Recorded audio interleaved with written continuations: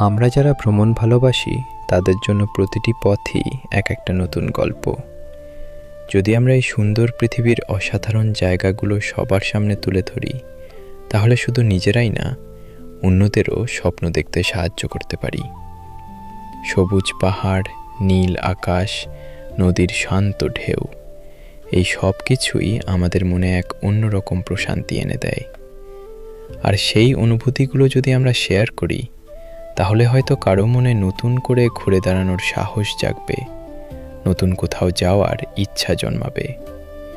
চলুন আমরা শুধু ভ্রমণ না, ভ্রমণের সৌন্দর্য সবার মাঝে ছড়িয়ে দেই।